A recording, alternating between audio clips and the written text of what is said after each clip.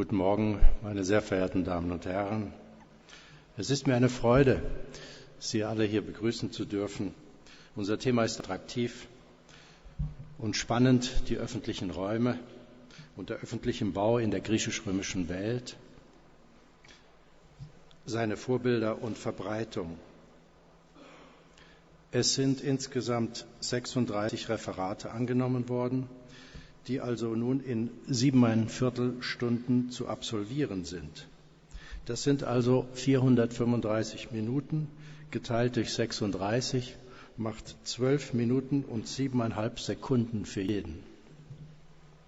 Wir werden das Programm natürlich nur dann bewältigen können, wenn wir die Disziplin, die bisher auch schon immer an den Tag gelegt worden ist, weit beibehalten. Wenn ich nach der Herkunft urteile, dann hören wir der Reihe nach Vorträge von spanischen, portugiesischen, italienischen, französischen, holländischen, amerikanischen, englischen, deutschen, algerischen und albanischen Kollegen. Als Sprachen werden benutzt Italienisch, Spanisch, Englisch und Französisch. Da meine Muttersprache Deutsch nicht dabei ist, halte ich es für angebracht, dass ich nach Spanisch wechsle, um dem Gastland Ehre zu geben. Estaba diciendo que es un honor para mí presentar esta sesión. El tema es apasionante, los espacios públicos, los modelos arquitectónicos en el mundo griego y romano, sus modelos y su difusión. Se han aceptado 36 comunicaciones, somos el bloque de ponencias, sección número 8, casi más potente de todo el Congreso. 36 comunicaciones en 7 horas y un cuarto.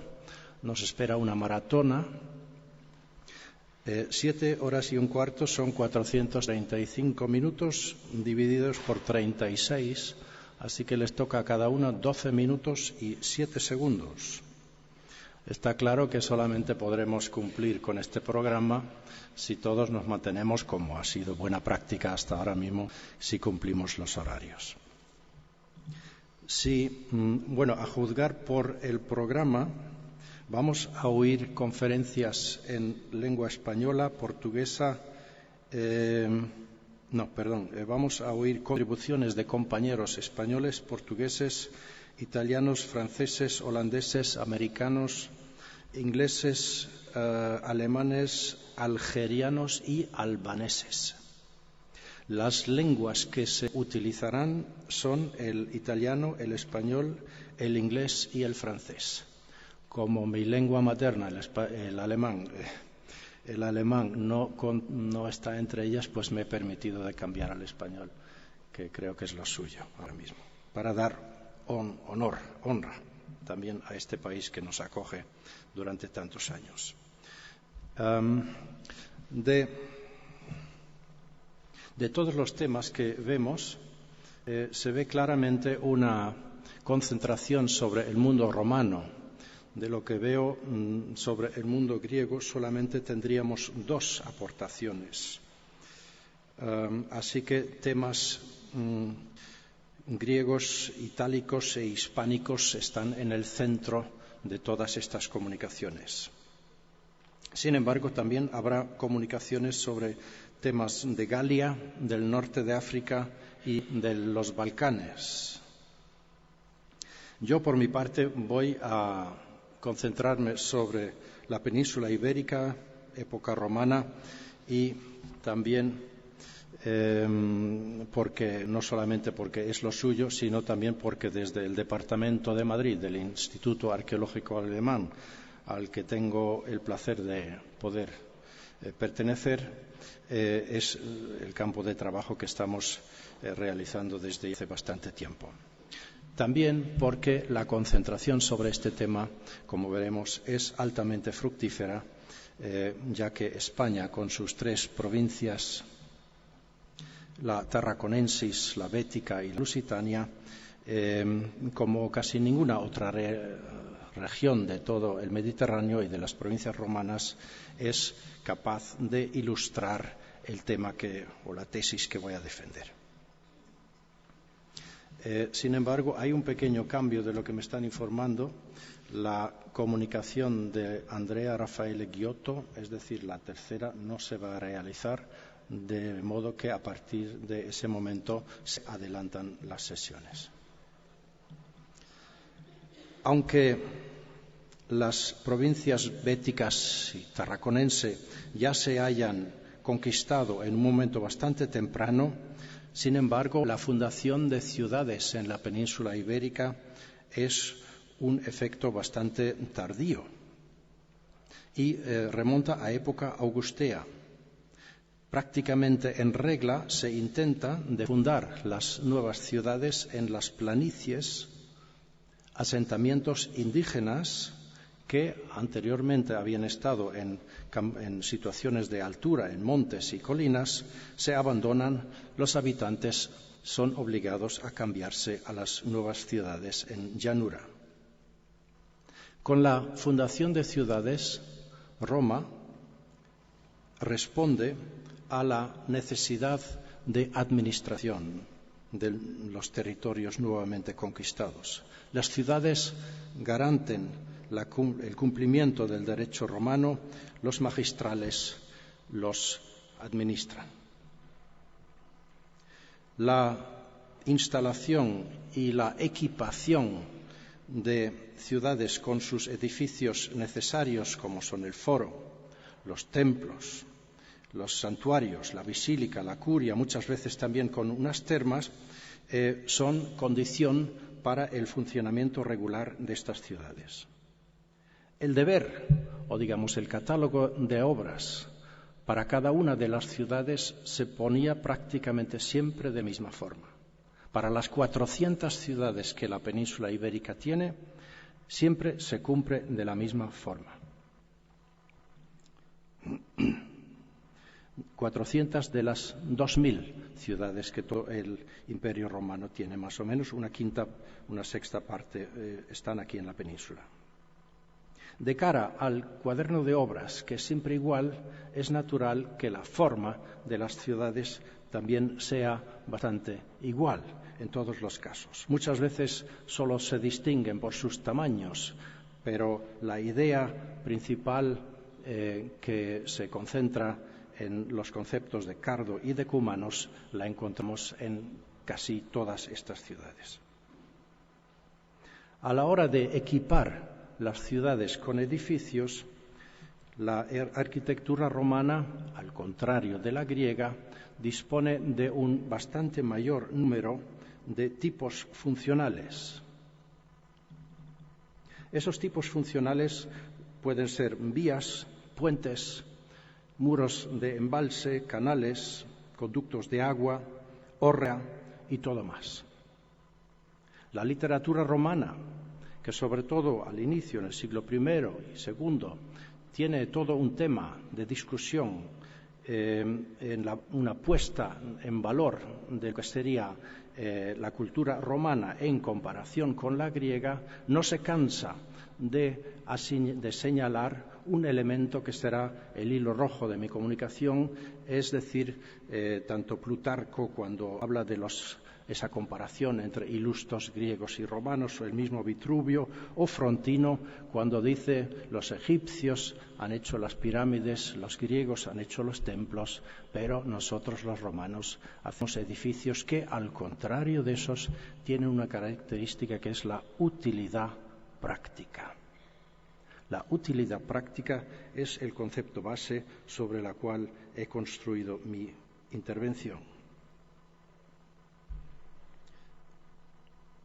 Esta utilidad práctica es una característica de la arquitectura romana y es la que nos permite, de hecho, entender que para una sociedad tan diferenciada como es la sociedad romana, muchas veces comparable a la sociedad moderna, sin embargo, a nivel arquitectónico, se limita a muy pocos edificios muy pocos tipos de edificios. Además, esta utilidad práctica va de la mano de otro concepto que ahora voy a pasar a utilizar, que es la variabilidad. el hecho de que una misma planta o un mismo tipo arquitectónico puede servir varios propósitos.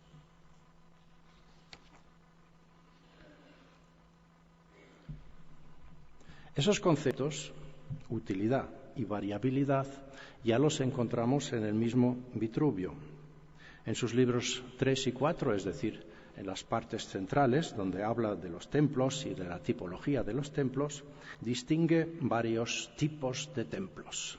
Expone el templo de Antas, el Atolos, el Períptoros y el Pseudo-Períptoros, y después de esa distinción tipológica habla de una cosa que ahora nos interesa, que son varios modos de templos, species edium.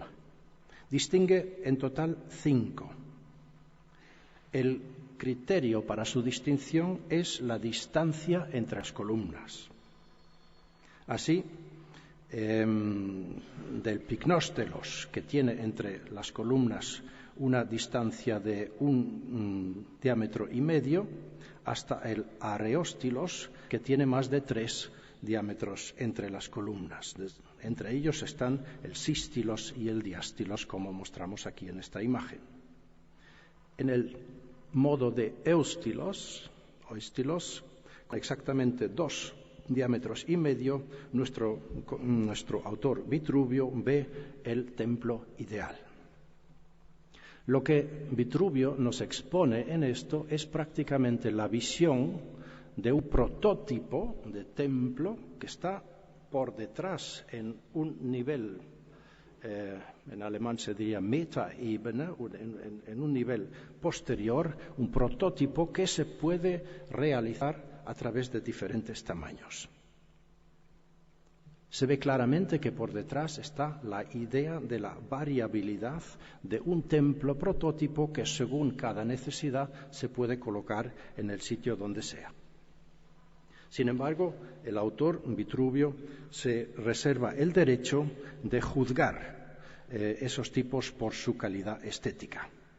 Y así, como sabemos, vive en época de Augusto, todos los programas de Augusto, muchos de los templos de Augusto no resisten a la crítica de Vitruvio y hasta se mete con edificios de eminente carácter divino y sacral, como este por ejemplo, el templo de Divus Iulius en el Foro, consecrado en el año 29 a.C., juntamente con un arco remodelizando el padre de la genealogía Julio Claudia. Este templo es altamente criticado y vehementemente criticado por Vitruvio.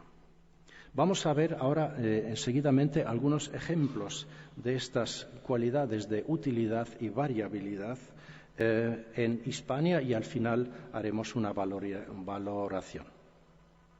El primer ejemplo que traigo a colación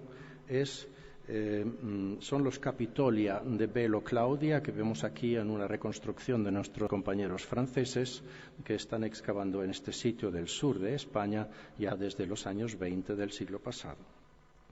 Lo comparamos con el foro de Sufétula en Tunisia, una comparación que últimamente ha traído a colación nuestro compañero italiano Paolo Barresi.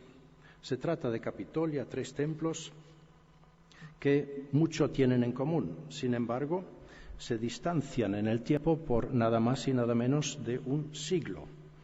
Mientras que Sufétula es de la mitad del siglo II después de Cristo, Velo Claudia se fecha en época claudio-neroniana, es decir, es un siglo más antiguo.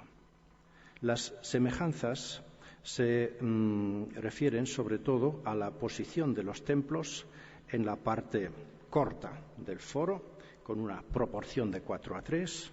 Después, su orientación hacia una plaza prácticamente cuadrada del foro, la enmarcación por pórticos, que en Sufétula están en 3 lados, mientras que en Velo Claudia pasan por los 4 lados, y una relación total de todo el complejo templar de una proporción de 5:2. De las diferencias, aquí solamente hacemos referencia al hecho que el templo central en su fétula es ligeramente mayor que los demás, mientras que en Bétula el templo central es un poco más pequeño que los demás. Así que, en este caso, el concepto de la variabilidad se refiere a la reutilización de una misma planta, de un mismo plano de un arquitecto, 2 veces en sitios completamente distintos y a lo largo de un siglo de distancia. La función Capitolio se mantiene igual. Una situación totalmente diferente, en cierto modo, se nos presenta aquí con el Traianeum de Itálica, a la izquierda, y la biblioteca de Adriano a la derecha, descrita por Pausanias. La denominación de Traianeum se debe a la excavadora Pilar León. Vemos que es prácticamente la misma planta con una secuencia de nichos semicirculares y rectangulares en una secuencia de A, B, A, B, A, B. Mientras que en Atenas tendríamos en el centro la sala de lectura, que después en el siglo V ha sido derribado para ser sustituido por este edificio de varios ábsides. En Itálica se ha construido el templo del supuesto Traianeum. La biblioteca de Atenas es de los años 120 después de Cristo y el edificio de Itálica es ligeramente posterior, así que podemos hablar de una cierta contemporaneidad. En Itálica, esta planta no solamente se ha utilizado en el Traianeum, sino también en las termas de la ciudad que no están publicadas, por eso no puedo mostrar un plano, pero es exactamente la misma planta. Así que tenemos una planta en 3 funciones diferentes: termas, templo y biblioteca.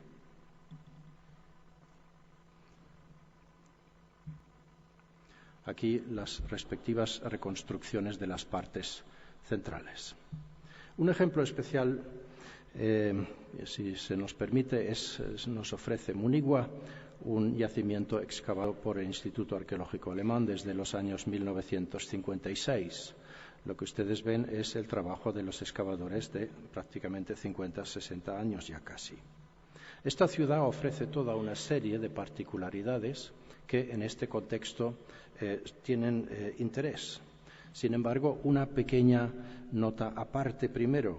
La ciudad se distingue de todas estas 400 ciudades que hemos mencionado antes, primero por el hecho de que no se encuentra en el valle del Guadalquivir, como prácticamente todas las demás de la Bética, sino que está apartado unos 18 kilómetros del valle. Además, no es una ciudad en llanura, está colocada sobre una colina.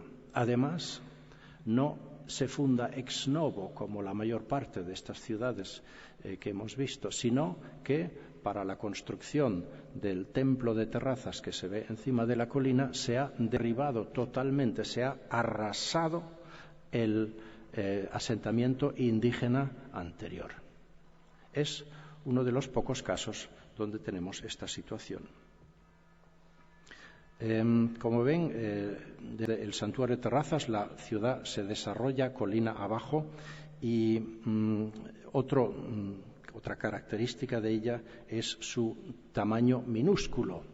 Tiene 3,8 hectáreas, pero de esas 3,8 hectáreas solamente la mitad es suelo edificable, porque la otra mitad pertenece a necrópolis, que están situadas curiosamente dentro de las murallas de la ciudad. Como ustedes ven, toda una serie de particularidades que necesitan su explicación. En toda la ciudad, en su suelo edificable, caben exactamente 18 casas si tomamos la planta de una de ellas, como puede ser esta, por ejemplo, la casa 1 como modelo, y la aplicamos en el suelo edificable. La aporía, el problema surge de que tenemos bastante edificación pública, poquísimas casas, ¿Cómo se explica esto? Pues muy fácilmente por el hecho de que la población vive en el entorno, acude a la ciudad como centro de apoyo y la utiliza como un lugar central. Tenemos 7 santuarios, nada más y nada menos, pero de los 7 santuarios solamente 2. De 2 conocemos la dedicación, la divinidad. Uno es este que vemos ahora mismo y el otro después en el foro. El templo de Mercurio, pequeño templo que encuentra un paralelo inmediato en el templo del Lacus Iuturne en Roma. Curiosamente, la relación a Roma, que es prácticamente, que es un poco mayor, el de Munigua es un poco más pequeño. Es de las pocas referencias que, curiosamente, y ya apunto hacia el final de mi comunicación, donde una ciudad de provincia coge como modelo edificios de Roma. Vamos a ver que eso es una particularidad de las capitales de provincia normalmente. Sobre el año 70 después de Cristo, en época de Vespasiano, como hemos visto, se arrasa el asentamiento indígena y se construye el santuario de terrazas que aquí vemos. Es del tipo de santuarios de terraza helenísticos, bien conocidos, y si lo contraponemos con los conocidos de Preneste y de Tibur, pues es muy fácil ver el pasticho que se ha hecho en Munigua. Es muy fácil. Tenemos las rampas que suben tomadas de Preneste, la terraza que ahí se sitúa, la terrazza degli Emicicli, y con el santuario de Hércules Víctor en Tibur, tiene Munigua en común la posición del templo en la terraza superior que está colocada al extremo del muro del recinto y incorporado en la pórticos. Además, la forma de cómo está cortada la éxedra de la terraza. Éxedra esa que en el caso de Tibur tiene asientos y en el caso de Munigua no los tiene por el tamaño. He utilizado la palabra de pasticho, pero que a lo mejor no es del todo correcta, porque ese pasticho que se ha creado es una forma absolutamente convincente. No se le ve ningún fallo estético, sin embargo tiene un tamaño bastante menor, solamente una sexta parte del tamaño de los recintos gigantescos en Italia. Lo que más admira tal vez de cara a la variabilidad es el hecho de que los ejemplos de Italia son unos 170, 180 años más antiguos que el ejemplo de Munigua. Aquí se ha reutilizado una misma planta, elaborándola de la forma que hemos visto, mezclando varias formas pasados 170 años. Los planos deben de haber estado a disposición de los arquitectos para que los cambiaran. Esta aplicación de modelos arquitectónicos romanos en las ciudades hispanas también es facilitado evidentemente por el hecho de que la arquitectura indígena no ofrece ningún tipo de solución por su parte.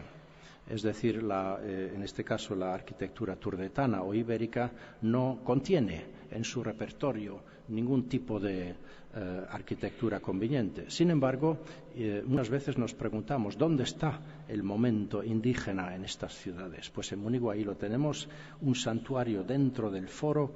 Aquí vemos el templo del foro. Aquí dentro de este arco es una reconstrucción que hemos hecho últimamente. Por aquí se accedía a un monumento que es un caballo singular, sin montura, sin jinete, y sin ninguna persona que lo lleve, por ahí a este santuario dedicado por la inscripción a Dis Pater.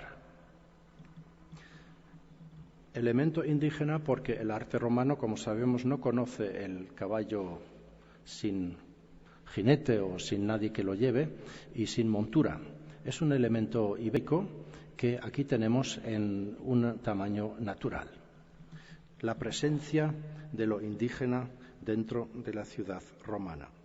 Es curioso o significante que esto se encuentra dentro del foro, en un pequeño saquelum, son los sakela secondaires, como nuestro amigo Jean-Charles Barty los llamaba. Ya para acabar, quiero mencionar finalmente 3 ejemplos que muestran que los modelos que se toman no se toman siempre de Italia. Aquí el grandioso monumento de lo mejor que hay en toda la península desde el punto de vista técnico, Centum Celas, en el centro de Portugal, que recientemente se ha interpretado con buenos argumentos como un templo a galería, Umgangstempel.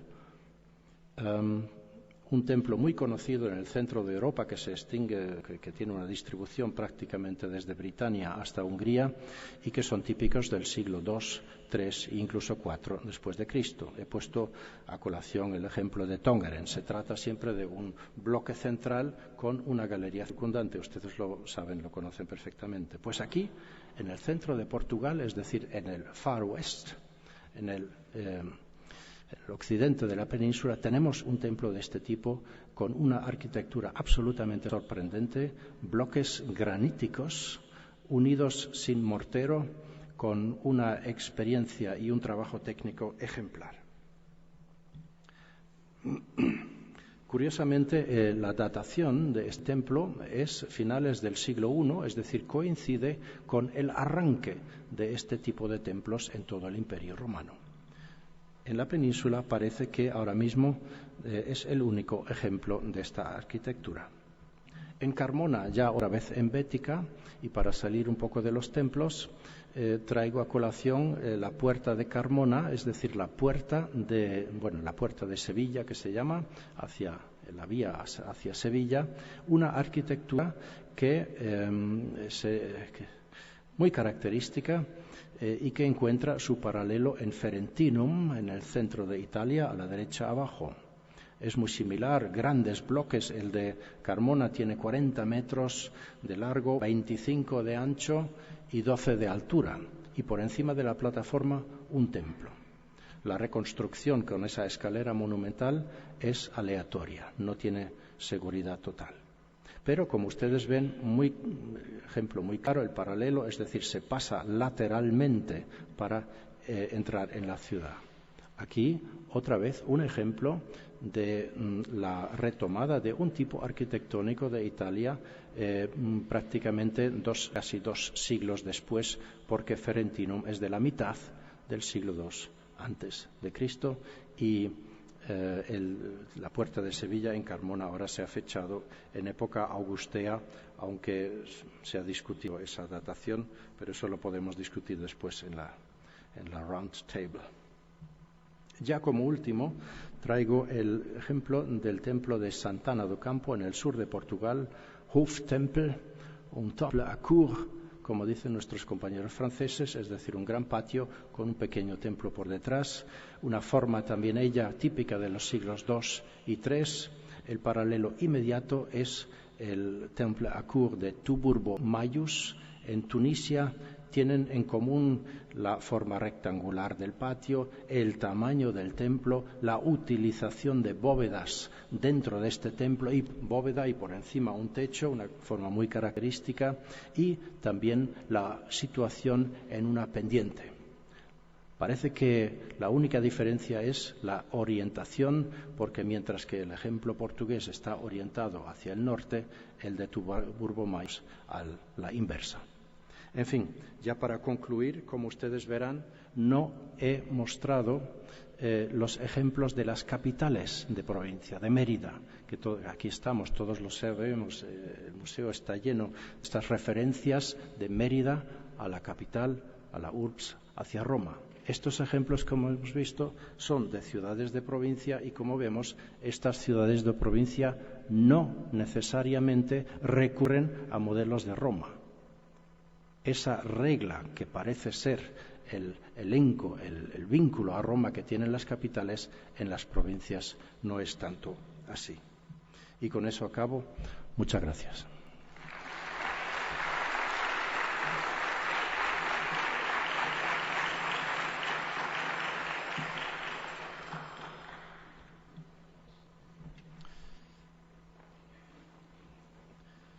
Siendo así, pasamos al próximo orador.